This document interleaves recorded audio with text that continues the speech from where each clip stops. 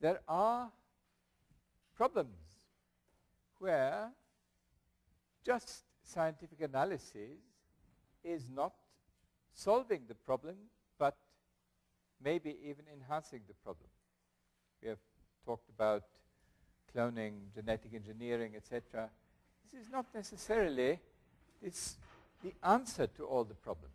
It is, in my view, in my understanding of the sciences, a matter of the completeness of understanding, of the integrity of understanding, that we also look into problems, into assessment of the sciences.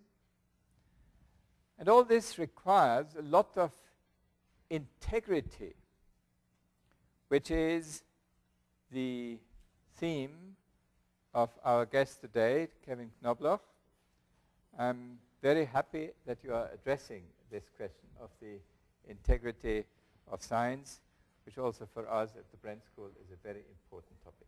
Please. Thank you, sir.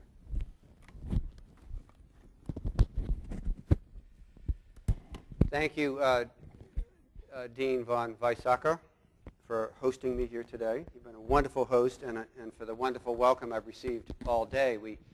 My colleague Natalie Hyland and I flew out this morning from Boston in order to warm up from our winter, and I'm glad that it's 5 degrees colder out here. You remember Mark Twain once said that the coldest winter he ever spent was a summer in San Francisco. We may need to update that. And I know I'm among many friends. Claire was an intern with us up in the Berkeley office, and many supporters. Hi, Jane. In the room, and we have felt very welcome since we've arrived, and we'll be in town for the next couple of days. I'm especially delighted to speak here at the Bren School, where interdisciplinary learning and creative problem solving is so central to your mission. Read in your mission statement that the purposeful integration of science, management, law, economics, and policy is kind of the ethic here, and I would argue that that is so central to the future, to our ability to solve problems, that our siloed approaches of the past, even though we've been successful in solving many problems, simply has not been commensurate with the magnitude of the problems we face today, be it global warming or the risk of nuclear terrorism or state-sponsored nuclear attack, and so on. I wanted to start with just a few words about Union of Concerned Scientists, for those of you who may not know us or know us well. We were launched in 1969 at MIT, the Massachusetts Institute of Technology, by a group of physicists. Initially, we have scientists and technical people from across the disciplines now part of us, who felt that important scientific advances of the 20th century had been applied sometimes to destructive technologies. Those first scientists were very concerned about the rapid buildup of the nuclear arms race between the Soviet Union and the United States, which it was kind of below the radar screen because the Vietnam War was raging and getting a lot of the attention. And those original scientists who founded UCS really were aiming to bring sound science and technology back to its rightful place, to solve problems, to improve society and our quality of life, and to better inform important national decisions.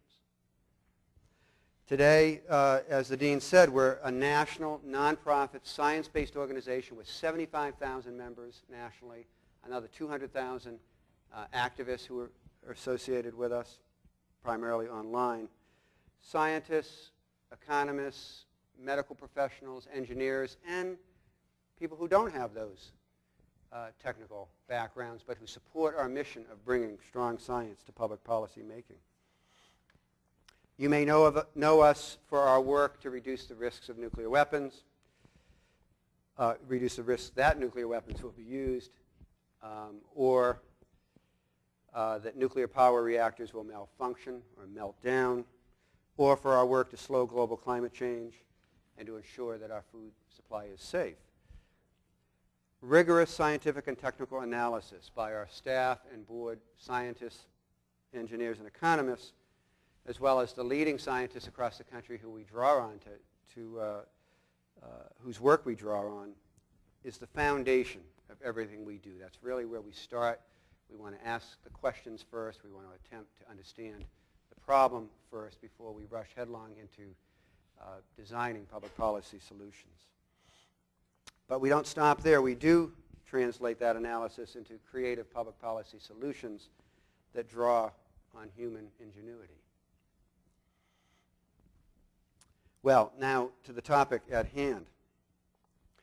Every administration, every president in modern times, Democrat or Republican, has let politics trump substance on occasion, some more occasionally, others less, when, after considering the science on a given question, they've made a decision that is at odds with the science. This isn't a good thing. We ought not to accept it, but it's been a reality with us in modern times. But something happened back in the early days of the Bush administration. We began to hear reports from a number of federal agencies, from scientists in a number of key federal agencies, that something more insidious was going on. Research and analysis by government scientists were being systematically suppressed, censored, edited, misrepresented, and ignored, with potentially harmful consequences to human health, our environment, our national security, and our economy. We started to get calls from alarmed scientists, both inside government and outside government. And we decided to do our own report. And we initially investigated some 30 cases of alleged abuse of science.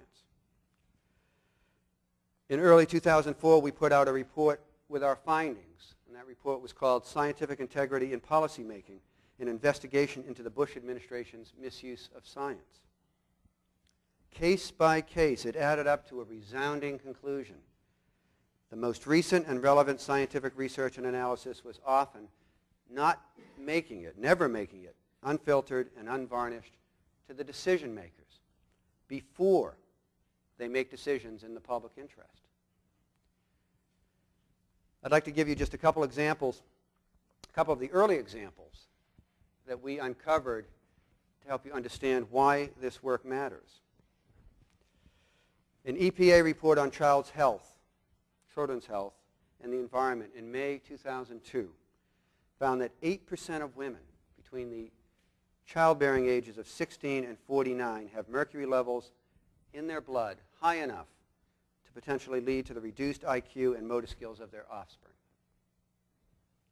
Now, the harm of mercury in bloodstream in women of childbearing age was known for some time, but to have results that showed such a high percentage of women with mercury levels, harmful mercury levels in their bloodstream was quite something. The EPA report also warned that half of all women of childbearing age have at least some mercury content in their blood, and that there is no safe level of mercury blood levels in unborn children. Before the EPA report could see the light of day, the White House's Office of Management and Budget, OMB, insisted on a lengthy review, one that kept the report's findings about the growing danger of mercury to pregnant women and their unborn children hidden. The very moment when Congress was debating a proposed law increasing regulation of mercury emissions from coal-burning power plants. And it was only when a frustrated EPA official leaked the mercury research report to the Wall Street Journal 9 months later, after it was initially, the report was initially delayed, did that report see the light of day. And once reporters got to look at this report, they discovered that no fewer than 12 paragraphs were lifted, many of them verbatim, from a legal document written by the coal and utility industry's lawyers. Another example occurred a few weeks before the Federal Advisory Committee on Childhood Lead Poisoning Prevention was set to discuss revising the federal standard for lead poisoning, reflecting the latest research linking ever smaller amounts of lead exposure to developmental problems in children. The latest research was showing that, in fact, the lead standards were not set properly. Well, before this Federal Scientific Advisory Panel could convene, the fellow who was then the Secretary of Health and Human Services rejected nominees for that advisory panel. He rejected the nominations that were made from his own Centers for Disease Control staff, including, these nominees included some of our country's leading experts in childhood lead poisoning in the public sector primarily, and replaced them with two individuals handpicked by the paint industry. And then lastly, the examples of the Bush administration's suppression and misrepresentation of climate science are now both legendary and extensively documented, so I won't go at length into regaling you with those examples, but I do want to cite one that was flagged early on, and that really was one of the most egregious, was when a draft EPA report on the environment, these are these summary documents that report on the latest science across environmental impacts, stated that there is a scientific consensus that climate change is underway and that human pollution is a primary driver of that change. We understand that there's a very clear consensus in the science community along those lines. Well, the White House, both the Office of Management and Budget and the Council on Environmental Quality, jumped in and they tried to force the EPA authors to substantially alter the report sections on climate change. The White House demanded so many qualifying words that the result would have been to, quote, and this is a quote from one of the authors, to insert uncertainty where there is essentially none. The EPA researchers decided to delete the entire section on climate change rather than compromise their own credibility by misrepresenting the scientific consensus. And when you think about this for a minute, this is akin to the White House telling the National Weather Service to alter a hurricane forecast because they want everyone to think that clear skies are ahead. The hurricane is still going to come, didn't change those facts, but without factual information, no one will be ready for it. And there are, regrettably, many, many other examples that I could offer you to you tonight, which you will find fully documented on our website, and I encourage you to go there. But before I leave the early days of this project, I want to celebrate the heroics of the leaders in the science community across this country who stood up to this kind of abuse of science and declared that it has to stop.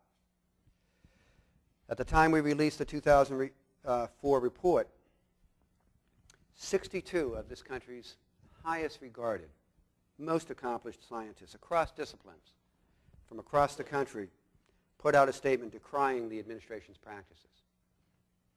Among those who signed the statement were dozens of Nobel Prize winners, Crawford Prize winners, National Science Medal winners, recipients.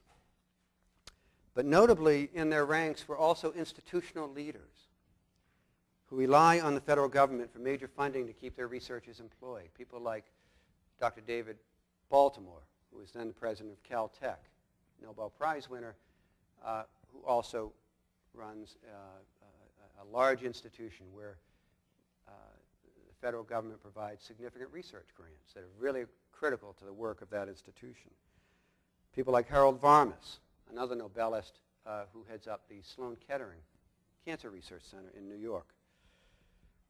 You know, it's always the retired generals who seem to have the courage to stand up and say something is wrong. In this case, these were active duty leaders with much at stake who stood up and spoke out. And by the way, we posted that statement on our website and invited scientists, medical professionals, and engineers from across the country to read it, consider signing it. And now, I guess about 4 years later, almost 16,000 people have signed it. and we're about to retire the statement and go on to something new. Well, these 62 scientists made the case that, quote, successful application of science has played a large part in the policies that have made the United States of America the world's most powerful nation and its citizens increasingly prosperous and healthy.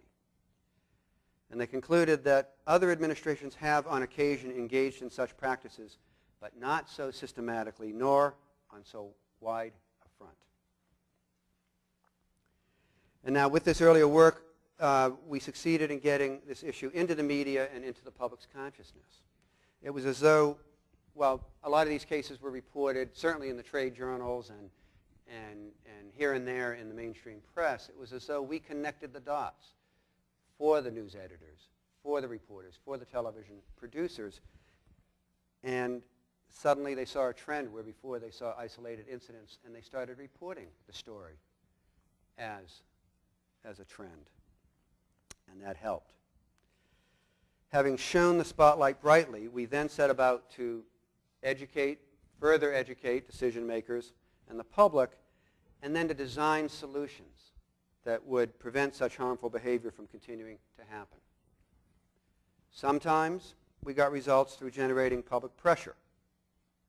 We began to survey scientists in key federal agencies to learn more about their experiences serving below political appointees, and have since released a series of surveys of scientists in 9 federal agencies, including U.S. Fish and Wildlife Service, the Food and Drug Administration, National Oceanographic and Atmospheric Administration, and most recently of climate scientists at a range of federal agencies. Of the more than 1,800 federal scientists who responded to the 5 surveys, 700 reported that they fear retaliation for openly expressing concerns about their agency's work. And that's a number that should be 0. Can you imagine in an academic setting having such a high percentage of your researchers fear retaliation from their superiors for expressing concerns about research or policy conclusions for that matter? Within the FDA alone, more than 1/3 of the almost 1,000 respondents did not feel they could safely express concerns even inside the agency. This is the agency responsible for making sure that our drugs are safe to consume. Our most recent survey of the climate scientists, called Atmosphere of Pressure, Political Interference in Federal Climate Science, was released at the first hearing of the House Government Affairs and Oversight Committee of the 110th Congress. This is just a year ago when the Democrats took back control of the House and the Senate. Henry Waxman is the chair of that committee from the great state of California. Among that report's unacceptable findings was that 43% of the respondents, of these climate scientists, perceived or personally experienced changes or edits during review that changed the meaning of scientific findings. And 37% perceived or personally experienced statements by officials at their agencies that misrepresented scientists' findings. Sometimes we got results by appealing to the oversight role of Congress. This past year and a half, we worked with advocacy partners and the Washington Post to break the story about political interference with the endangered species determinations at the Department of Interior. Our staff successfully brought attention to the fact that by that point the former Interior official, she was still in office at the time, I beg your pardon. We successfully brought attention to the fact that Interior official Julie McDonald had bullied scientists and personally rewritten scientific documents to prevent the protection of imperiled species. After we found out about this and got up to speed, we went in and we briefed Nick Rahal, who is, at the time, was the ranking Democrat on the House Natural Resources Committee. He's now the chairman, with the Democrats taking back control. And after we briefed Congressman Rahal, he called for a hearing and further investigation, which in turn led to a scathing report by the Interior Department Inspector General on Ms. McDonald's behavior. Shortly before the hearing, Nick Rahal becomes chair. Hearing is one of the first things that gets scheduled. Hearing gets scheduled, and the testimony at the hearing included our own scientific integrity program director, Francesca Griffo, who is a biologist. McDonald resigned rather than come and testify under oath. And following our request at the hearing, the U.S. Fish and Wildlife Service decided to re-examine 8 of the decisions in which she was involved on classifying endangered species at one level or another. And in each of those cases, the classification was denied by McDonald. And we are currently working with the Government Accountability Office on their report on this case, which will certainly demonstrate that many more than 8 species need further investigation. Sometimes we got results by appealing to the courts. That was the case when NASA, the space agency, demanded that Caltech require that their university scientists who are working in the Jet Propulsion Lab and working on NASA contracts fill out questionnaires on their private lives and waive the privacy of their financial, medical, and psychiatric records. Now, this is not uncommon if you're going for a security clearance. But it turns out that only 10% of the scientists in this program had security clearances, and they had already gone through that kind of rigorous background check and had them. The other 90% did not require such top secret clearances. NASA also wanted permission to gather information about these scientists by interviewing third parties. In other words, and I quote LA Times columnist Tim Rutten, who wrote recently on January 16th, as the price of keeping their jobs, many of America's finest space scientists were being asked to give the feds virtually blanket permission to snoop and spy and collect even malicious gossip about them from God knows who, end quote. Government investigators intended to look, and this was established up on the NASA website at one point. It's since been taken down, but it made it clear that government investigators intended to look for, quote, patterns of irresponsible behavior as reflected in credit history, sodomy, incest, abusive language, unlawful assembly, and homosexuality. When 28 senior scientists in Caltech's Jet Propulsion Laboratory sued in federal court to stop NASA and Caltech from insisting on such an abrogation or an abdication of basic rights of privacy, my organization joined with others in filing an amicus brief to lend our support. A district court judge initially disagreed, but 2 weeks ago, the U.S. Ninth Circuit Court of Appeals unanimously overturned that ruling, staying the background checks and assuring that the plaintiffs will get a trial. So this case will now go to trial. So you can see that we try to create positive change in many ways. But ultimately, federal scientists won't be adequately protected until we change the laws and the government policies in a more systemic way. And that's where much of our energy is focused now. And I just want to give you a flavor of some of the traction that we're getting on this issue in Washington.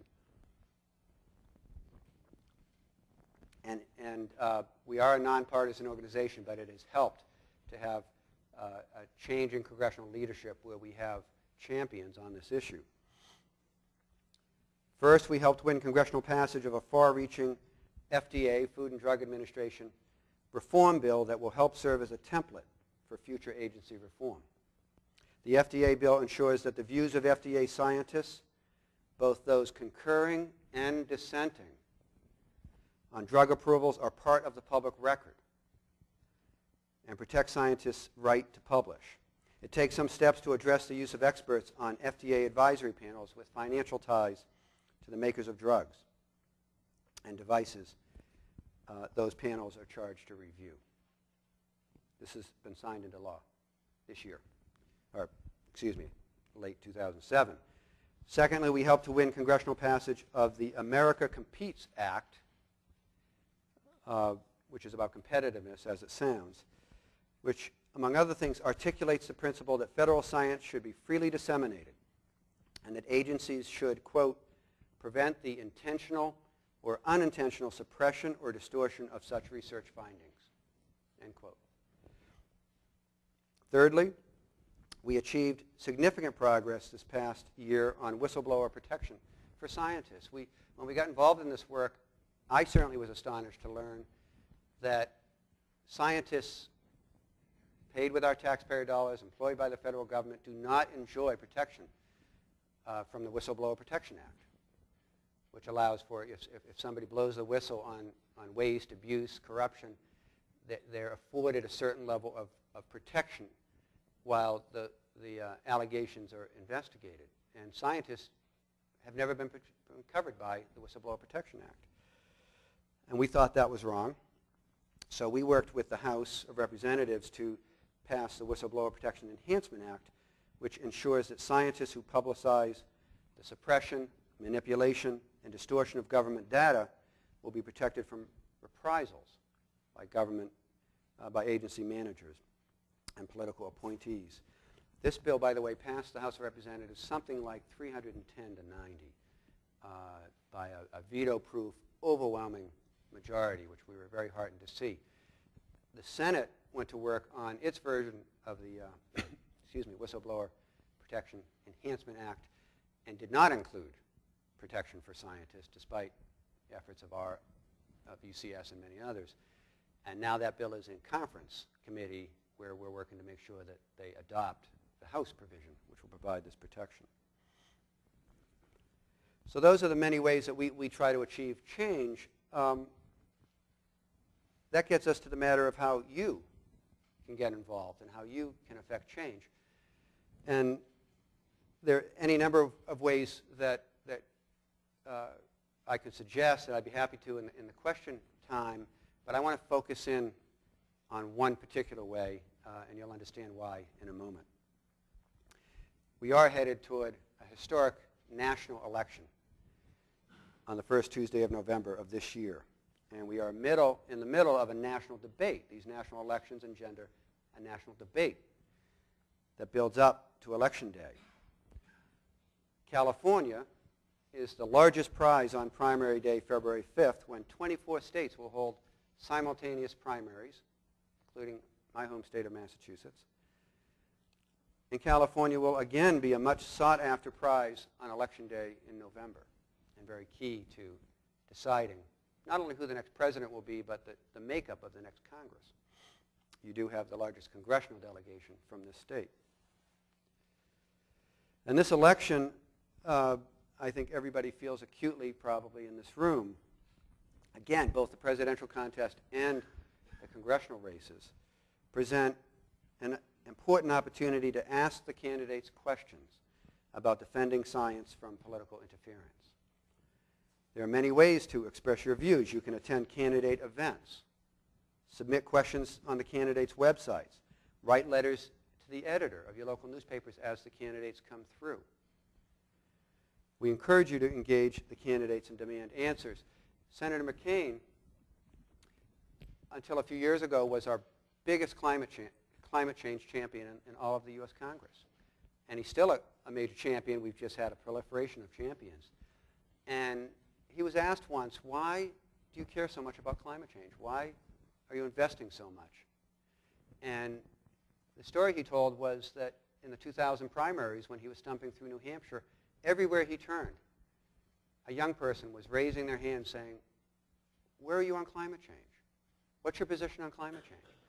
And after a while, he turned to his staff and said, I need a position on climate change. And being a person of some integrity, he looked into it and was so disturbed that he wrote the first major bill with Joe Lieberman. We've since moved past that bill, but it served a real purpose in its time. So I just offer that as a living example of how you can affect the course of the country and the world. And just as some examples of the questions you could ask, you might ask something like, would you sign legislation that would extend whistleblower protection to federal employees who report the willful manipulation, suppression, or distortion of scientific research or analysis? As president, how would you protect the First Amendment rights of federal scientists, many of whom fear retaliation for speaking about their research with the media and the public? And how would you ensure public and congressional access to taxpayer-funded science? What actions would you take if you learned a political appointee was intentionally manipulating, suppressing, or distorting science? Would you restore the presidential science advisor to a cabinet-level position and make the position one of your first appointments? Will you require that agency heads have no financial stake in and no prior ties to the industries they are charged with regulating? This is a novel concept. What plans do you have to recruit and retain the best and the brightest American scientists to serve the country through federal science agencies?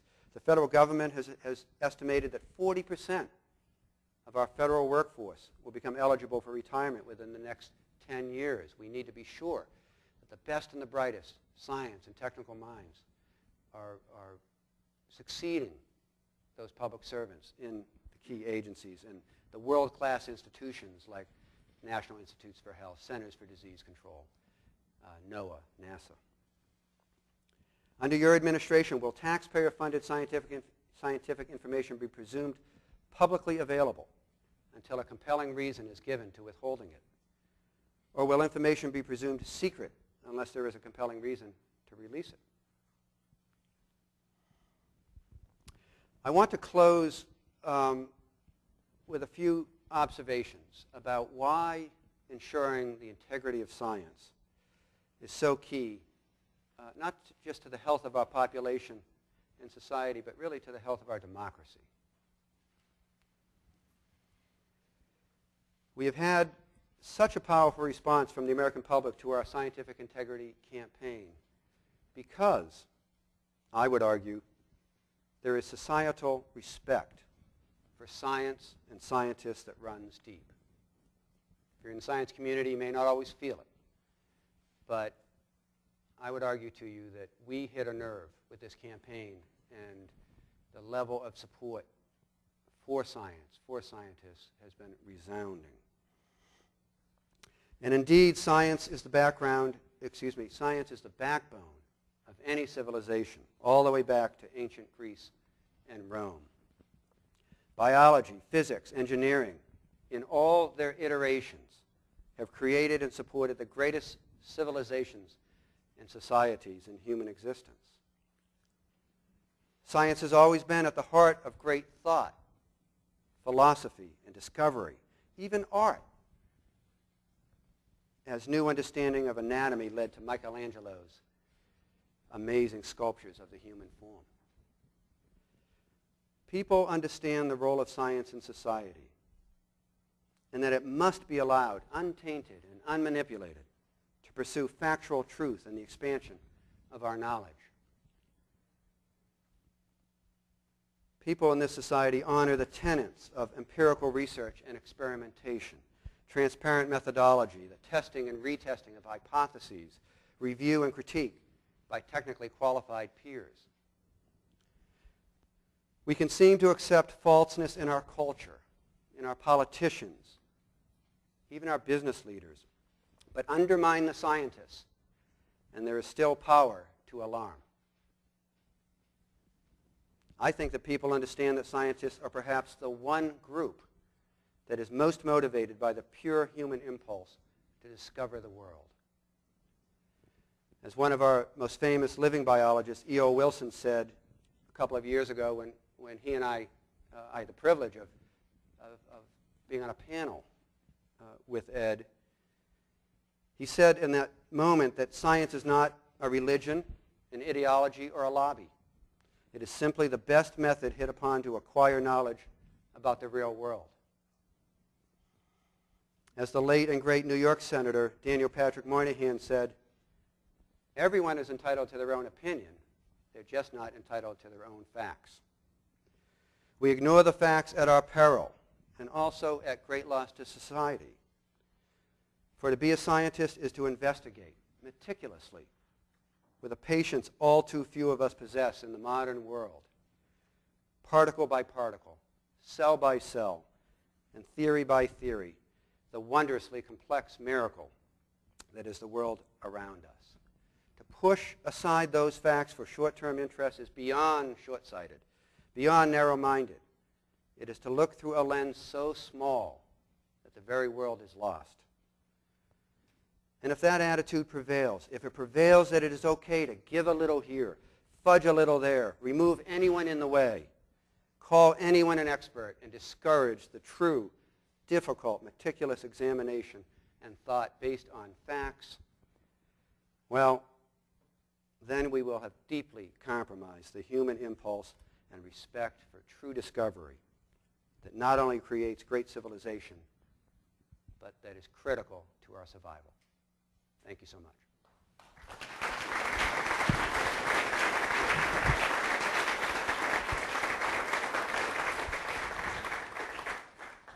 Before we jump to questions, I want to do one quick thing, and that is, you see, we had a PowerPoint set up. I remember a friend of mine, Jim Ball, who's a Baptist minister, started this campaign called What Would Jesus Drive? And you may have heard of this as he was trying to get people, create policy change on inefficient cars and trucks. And I remember Jim told me once, he said, I know this campaign is going to be successful. It's going to break through to the public consciousness if it shows up as a joke on Leno or Letterman. And in that spirit, and by the way, it did. In that spirit, I wanted to just show you, I won't linger on these because there's a lot of them, but we have collected the political cartoons that appeared when we really started to publicize this issue in the leading newspapers across the country. And I'm just going to flip through a few of them, and you'll see that we punctured the popular culture and consciousness. This is a little...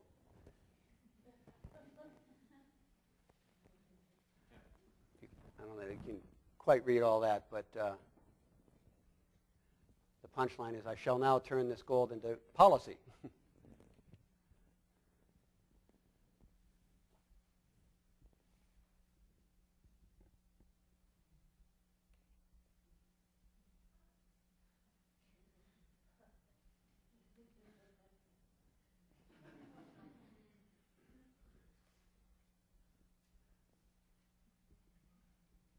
That's a washing machine next to that computer bank. This is my personal favorite. You can see the Uncle Sam theme going here. This was The Economist, so this is the European perspective, or part of it.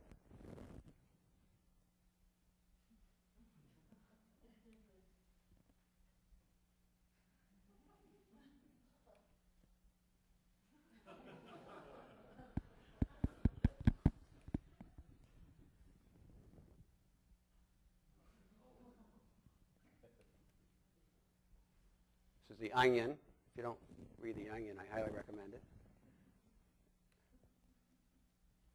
We can leave these behind if there's a way to post them somewhere and look at them if you'd like it. The Rich Taste of Man-Made Climate Change.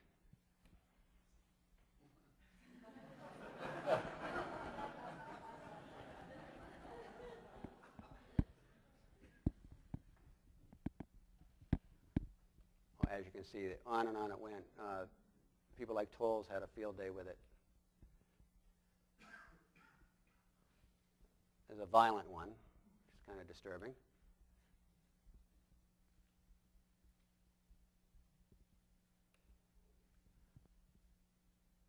A lot of gagging and assaulting going on. Well, there you go. Doonesbury did this topic a couple times.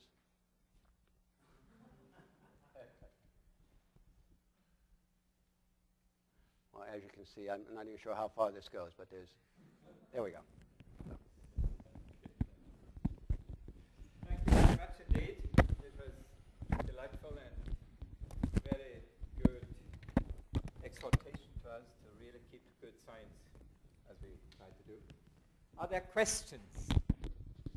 I'm learning that in the next room, another group is listening to us, and for them to understand us, you have to have this microphone. Yes, please. Say your name and...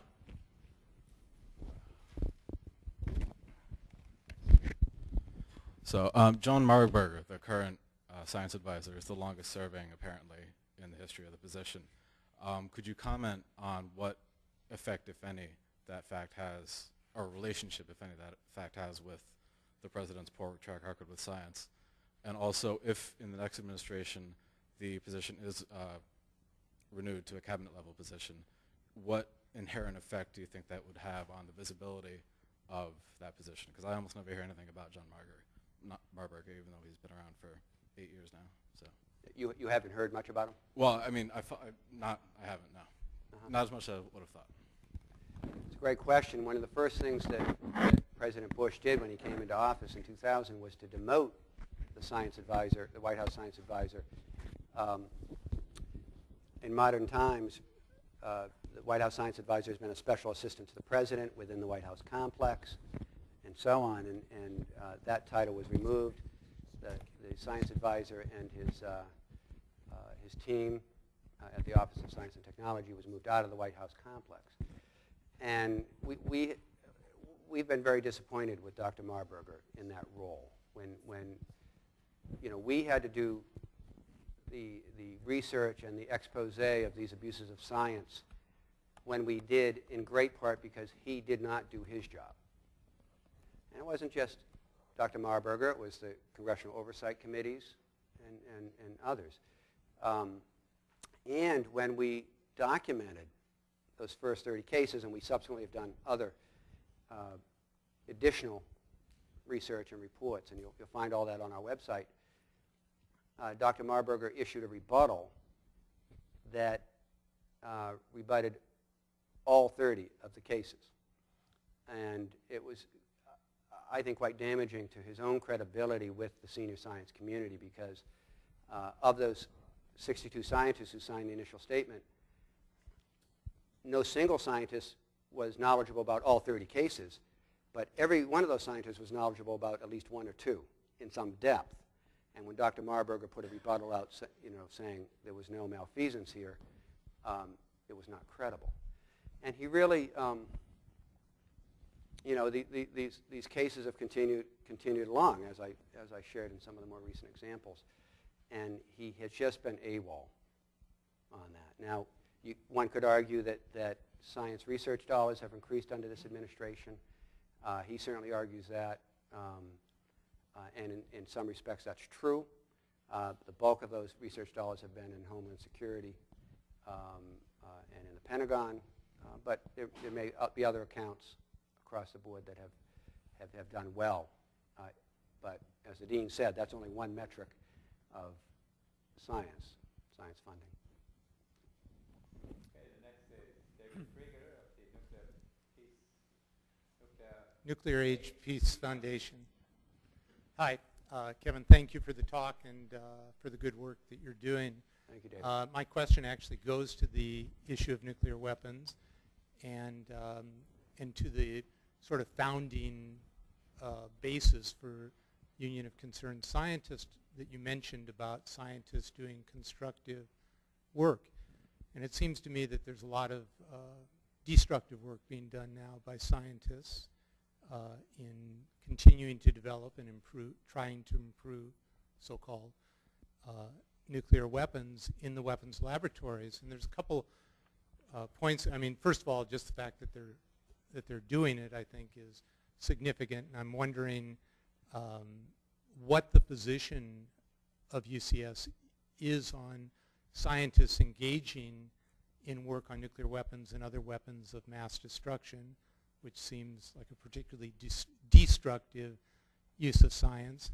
and whether you've thought about and have a position or might take one on the University of California adding its legitimacy by providing oversight and management to the nation's nuclear weapons laboratories. Anyway, I'd love to hear what UCS is doing or might do with regard to nuclear weapons and that particular situation involving university management and oversight of destructive uses of science. Well, it's a great question, David, and you make me realize that while on the climate side we have increasingly called out, might not be the right term, but we've increasingly been critical of scientists who, the very small and declining pool of scientists who are known as climate skeptics, who sometimes are irresponsible in what they say and write about, and yet I don't think we have done, I know we have not done something comparable on the nuclear weapons side in terms of scientists who devote their careers and their work to improving the destructive capacity of nuclear weapons. This administration, when it came into office, made a number of U-turns on nuclear weapons policy, including dreaming up new uses for new designs of nuclear weapons, as you know, but many others may not. The nuclear bunker buster, the so-called mini nukes, and then the bigger threat of all, this so-called reliable replacement warhead. This notion that our 8,000 to 10,000 warheads that are in our stockpile aren't reliable. And what they mean by that is they can't be counted on if we drop them on somebody to actually, there's actually very little doubt that they'll work, but that they won't destroy on the magnitude that they were designed to destroy. And this is a little bit of an evasion, but that we've done some good work. We collectively, in slowing and stopping those programs, we were able to convince the Congress to eliminate funding for the nuclear bunker buster, and that program has been killed. There's still a conventional bunker buster in the works. And then just in the budget, the military, I guess it would be in the Department of Energy budget that the Congress just passed, in the last month or two, we were able to eliminate funding, at least for the coming year, for this reliable replacement warhead program. And as part of that, Congress required the administration to actually look at our true needs. What we have done on this is really pushed ourselves to think about what is transformational change. We've come to understand that as successful as we and the many good-hearted progressive peoples who are trying to affect change are, we are not achieving results that are commensurate with the magnitude of the problems we're trying to solve. And the fact that we are so exposed on nuclear weapons is Exhibit A. Climate change is Exhibit B. And so we have pushed ourselves organizationally to think about what is transformational change on these issues, and how can we affect that change? How can we be party working with our allies to affect transformational change? And we know what that looks like on climate change. It's very deep reductions in global warming emissions from every conceivable source on a curve that gives us a fighting chance to stabilize warming and stave off the most harmful impacts globally. On nuclear weapons, we had a really interesting internal discussion, and got to the point where we felt like transformational change will be when nation states no longer place such high military and political value on possessing and having the potential use of nuclear weapons. And where do you start that work? Right here, because we certainly under this administration made the case to North Korea, to Iran, to terrorist interests that in fact they needed to get a nuclear weapon, because we now have a policy of preemptive strike, both nuclear and conventionally, and if we perceive a risk or if we fabricate a risk, we will attack you. And that was the clearest message, that you, whatever the you is out there, needs to rush out and get their own nuclear weapon. So I'm evading partly because I'm realizing we have not focused as you suggest and as you appropriately suggest. I don't want to take up more time particularly, but I have just a quick follow-on. You know, the debate you just, internal discussion you just talked about of waiting until there's the political will to have a different outlook, I think is a bit of an abdication of responsibility, and that there needs to be more internal responsibility within the scientific community, and I think UCS could actually help spearhead that. And, I mean, it seems to me there needs to be scientists looking at scientists and saying that's irresponsible behavior, that's destructive behavior, and some kind of mores that are reflective of good science and of what's outside those boundaries. Just like cooking the books in science is not particularly healthy, neither is working on destructive technologies.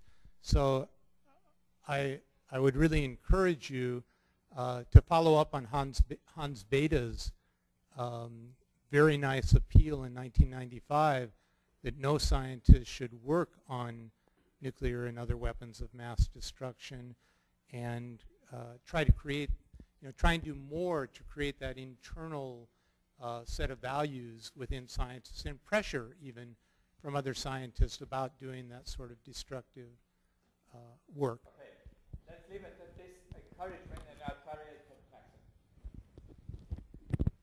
Hi, I'm Tariel Naxon. I'm a master's candidate at the Donald Bren School, and my question is, well, I should preface it by saying what you've been speaking about has been very disturbing and alarming. I'm aware of a lot of these issues from my own research, but I also feel like, granted that you've only had a short period of time to speak to us, that a lot of it's sort of understated the situation. I feel that from what I understand of a lot of the administration's work and fixing of the scientific work is a lot graver and a lot more insidious.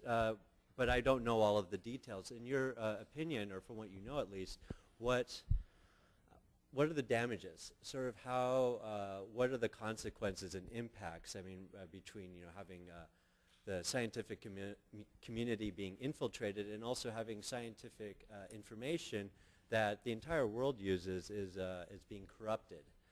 And these will have obviously short-term impacts, but as long-term impacts as well. This is a big question, but sort of within a reasonable amount of time, is there something you can say about sort of really the damages? What kind of mess do we have? I certainly didn't mean to understate the case, but accept that the severe damage has been done. I think we have lost a lot of very good scientists in the key federal agencies who have retired early or moved to other parts of the public sector, the private sector. We don't have a firm handle on that, but we're trying to get a handle around how many people have left. Misinformation. Someone in the dean's class noted that bad science spreads, like a virus, that people, hear these things and internalize them and pass them on. And I think probably a fair amount of that has been done.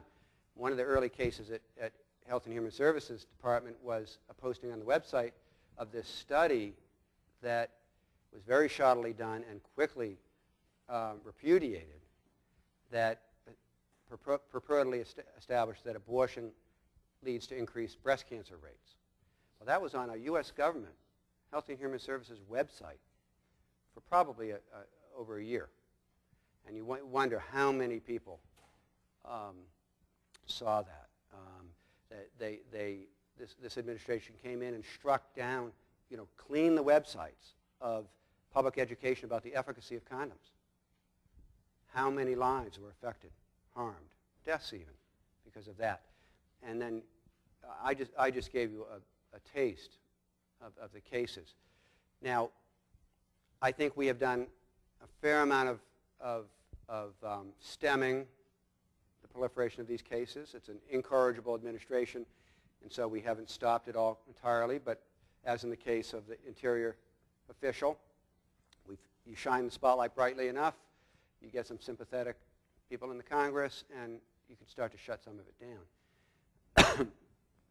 My biggest worry in terms of the harm is that bad practices, once the envelope has been pushed on bad practices, it's really hard to bring it back. In class just before this, I talked about, you remember when Bill Clinton was president, he was criticized for using the Lincoln bedroom to put up major donors.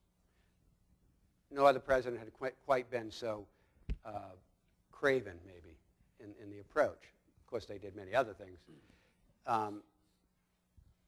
Bush, when he ran against Al Gore, that was a key point of criticism, and he was going to return integrity and ethics to the White House. Do you think that this administration doesn't use the Lincoln bedroom in the same way? Of course they do.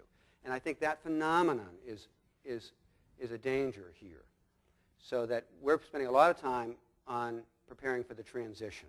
What are the things that the next, and talking to the campaigns, trying to get the campaigns to commit to restoring integrity to government science, and also thinking through who are the key political appointees that need to be replaced with people who are supportive of science and will honor and protect science.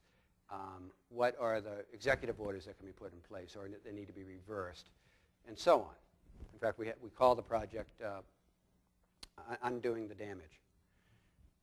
So that's how I would answer it. It's pervasive, insidious, not something we can't undo in the main, but I fear some of this will be long-standing damage. Now, I'm afraid it's 6:30, and we have perhaps room for one more question. You know that. PJ, over there, on this side.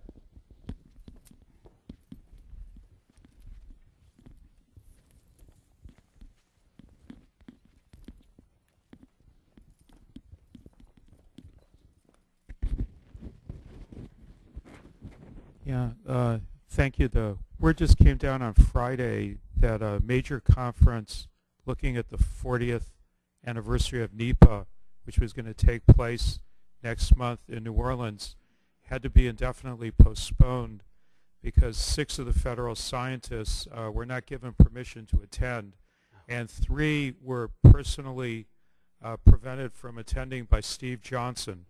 And I knew Steve when he was a younger guy. Steve is the head of the US EPA, and he made a big point during his confirmation hearing, as Dean von Weizsäcker may remember, that he's the first trained professional scientist to head up the EPA. What has gone wrong there? Steve, as a young man, used to do good, sound science in the public interest, and now to prevent 3 of his own people from attending a conference on the 40th anniversary of the bill that enables his position to exist, there's something really wrong there. Boy, you've hit upon one of the deep disappointments of this administration.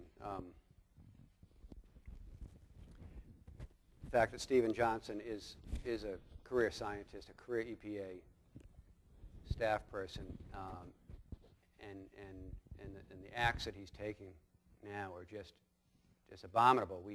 I led a delegation of heads of environmental organizations in to meet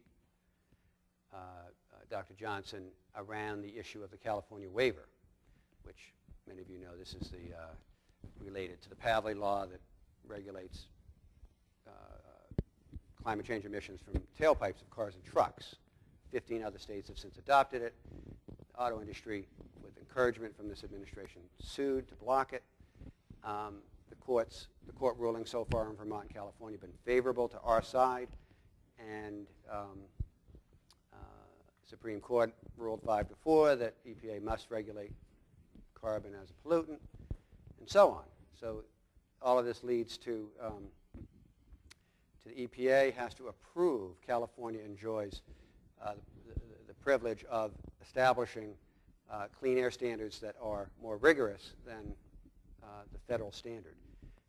And if California does, then other states can follow. California has to get a waiver from the federal government, from the EPA, in order to do so. 200 times in the past they've applied for the waiver, 200 times before. Republican, Democratic administrations have granted the waivers. So now the waiver decision comes before Johnson on the California Pavley rule. We let a delegation in to talk to him and really tried to argue to him that this was going to be his legacy. This and the fuel economy standard. And you know, he looked us in the eyes. He didn't commit because he probably wasn't appropriate. But you would have thought when we walked out of the room that we had made some grounds. And of course, it was really on the same day that the president signed into law the 10 mile per gallon fuel economy increase that EPA announced that they were denying the waiver. It's a travesty, and it really is. It's really in the same camp as Dr. Marburger, where you have scientists who accept these political posts, but can't, for whatever, can't stand up for science and find themselves making decisions that, in his case, was against the unanimous, we understand, unanimous recommendation of both his science and technical staff and his policy staff. He overrode it. I'm sorry for your friendship and your association. Well, thank you very much indeed, Kevin.